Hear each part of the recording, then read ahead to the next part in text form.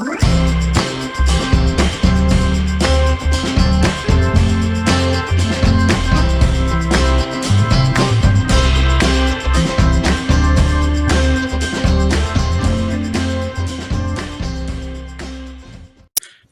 and welcome to the Gamer's Closet. I'm your host, Douglas Weed, and today we're talking about Tank Battle. Tank Battle is an action point movement game with a secret unit deployment option from Milton Bradley, produced in 1975. The game is for 2 players, runs for about 30 minutes of game time, and is rated for ages 8 and up. But let's dig into it a little further, shall we?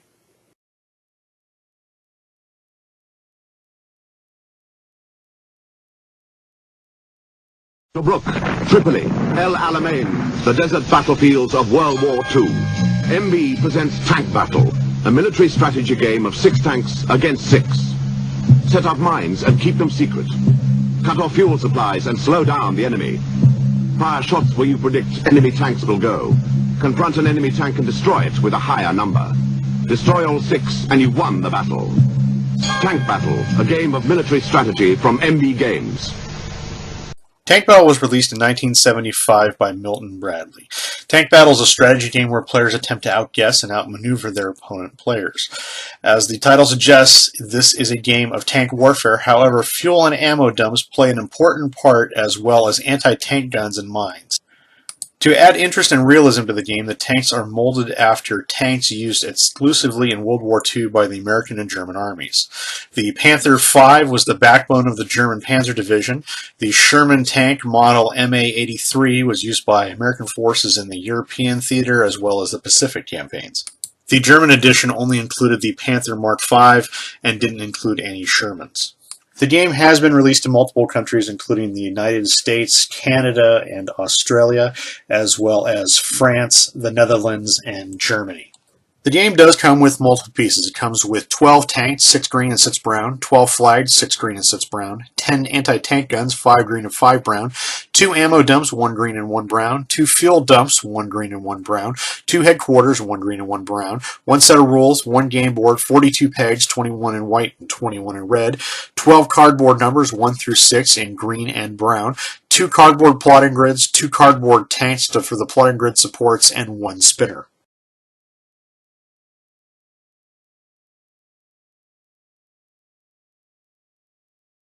To set up this game, place the game board between your opponents so that the numbered spaces can be read.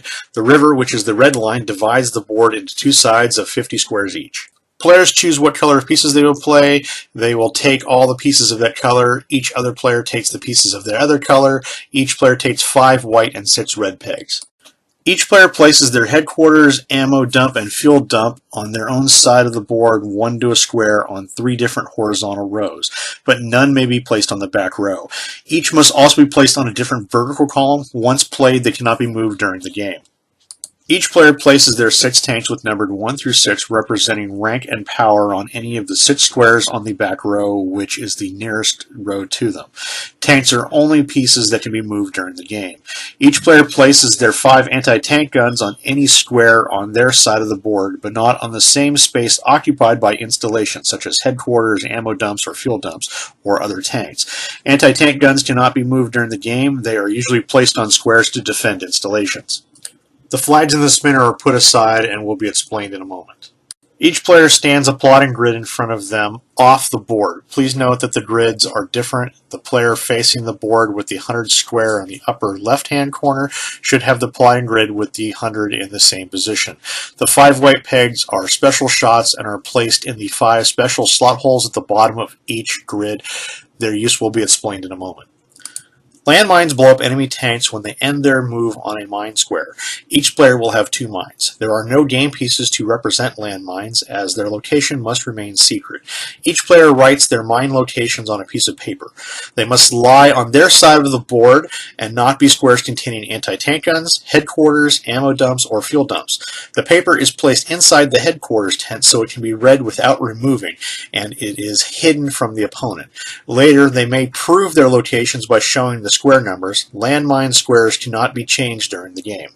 Players take turns moving their tanks, with the player with the green tanks moving first. In each turn, a player must move their tanks a total of 6 squares. A tank may move forward or sideways. A tank may never move diagonally or backwards with the exception of a command tank, which I'll go over in a moment.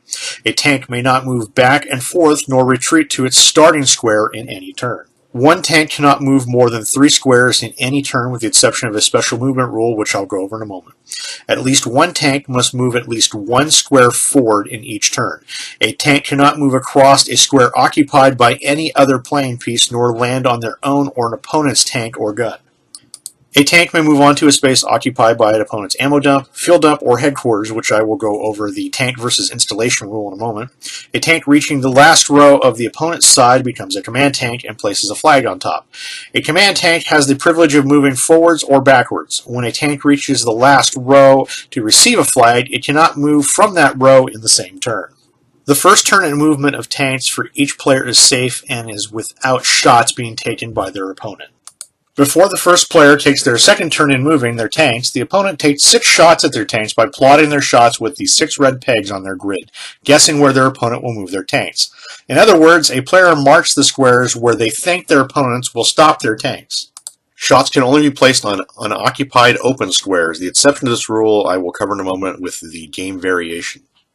If an opponent's tank or tanks have ended their move on the same numbered square by the player with a peg, it is hit. Shots are revealed to the opponent after the opponent's turn is completed to prove the hit locations and to verify if white pegs were used. The tank or tanks are destroyed and immediately removed from the game. The number or rank of the tank destroyed is not revealed when destroyed in this manner. If no tanks are hit, the player declares all misses. Play continues as I've just stated, with players taking turns plotting their shots and moving their tanks. Regarding these special shots or white pegs, each player can fire their special shots from the anti-tank guns in addition to the red pegs in any turn. There are 5 white pegs. A player may fire 1 or more white peg shots in that turn. After the tanks have moved, the player must announce that they have fired a white shot or shots whether or not the opponent's tank was destroyed. When these shots have been fired, they must be removed from the game and may not be used again. For each anti-tank gun destroyed during the game, the player losing the gun also loses a special shot, or 1 white peg, if they still have one. Tank attacks occur at the end of a player's move. A tank attacks an opponent's tank or anti-tank gun by occupying any of the 4 squares next to an opponent's tank or gun, horizontally or vertically, but never diagonally. The attack must be made when a tank is in position. In a tank versus tank situation, each player reveals the rank or number of their tank in battle and the highest number wins. The losing tank is removed from the game. If both tanks have the same number value, both are destroyed. For example, a number 5 tank will beat a number 4 tank. In a tank versus anti-tank gun situation, the player with the attacking tank spins the spinner. The losing piece is removed from the board. If the gun is removed, so is a white shot peg if one is available. In a tank versus installation situation, which an installation is a headquarters unit, an ammunition dump, or a fuel dump, the tank ends its turn in the occupying square of the installation, and the installation is destroyed and out of the game. For a headquarters, the landmines, if still in the game, are removed from the tent. Those squares that were marked landmines are now free of mines. For a fuel dump, the player losing their fuel dump also loses mobility and is able to move the total number of tanks to only 4 squares instead of the usual 6 each turn. For an ammo dump situation, the player losing their ammo dump also loses some of their firing power. Instead of having 6 shots of the red pegs each turn, they are allowed shots equal to the number of tanks they still have in the game. For example, 4 tanks is 4 pegs, 3 tanks, 3 pegs, etc. If they lose other tanks in later turns, their shots are reduced by each one lost. When a player moves their tank into a square adjacent to more than one of their opponent's pieces, they must do battle with all of the opponent's adjacent pieces one at a time, but that player may choose what order in which the pieces will be battled. When a tank lands on a square containing an opponent's ammo dump, fuel dump, or headquarters and destroys it with opponent's pieces on adjacent squares, they must do battle with each of those pieces as I just mentioned. When a player's tank moves on a landmine square at the end of a move, it is destroyed and removed from the game before it can do battle. The mine is also destroyed and the square becomes safe for any further moves. When a tank passes over a landmine square without ending its turn there, it is safe. Landmine squares do not destroy a friendly tank. To verify first hit by a mine, the opponent covers with their fingers the number on the paper of the still active second mine. When they show the opponent the used up mine square, it is crossed off and becomes inactive. When a player is left with only 1 or 2 tanks, the 3 square limit is removed. For example, one tank could be moved 1 space, the other up to 5 or 6, or limited to 4 if you've lost your fuel dump. For example, one tank could be moved 1 square and the other none, or any combination of movements. However, one tank must be moved at least 1 square forward as before, unless one of the tanks has the flag for reaching the opponent's back row. That tank can be moved in any direction in lieu of a forward movement. When you get skilled at playing Tank Battle, you might want to try the following variation, providing both players agree to before starting the game. First, you may place a shot on your own headquarters, ammo dump, or fuel dump in anticipation of your opponent's attack on one of these squares. This would only be done if an attack is imminent. If you elected to do this and your opponent's tank did land on the same square, both the tank and the installation would be destroyed, and under the rules, the tank versus installation rule would apply. And third, if you fired a shot at one of your installations and the tank or tanks did not attack, that installation would still be destroyed and still follow under the tank versus installation rules. The first player to destroy their opponent's 6 tanks is the winner of the game. Well, this has been an overview of Tank Battle. Tank Battle is a very well-built Milton Bradley game. The game is for 2 players. All the pieces on this look good. The tanks have a lot of detail on them, especially on the tires, tracks, turrets. The turrets actually move. The board itself is very detailed. It actually has a very nice map grid with multiple different types of terrain on it. So the game looks sharp and nice. The instructions on this game are very easy and simple to follow. The game has a good amount of strategy to it, especially with placements of anti-tank guns, how you're setting up your tanks, and where your placements of secret landmines.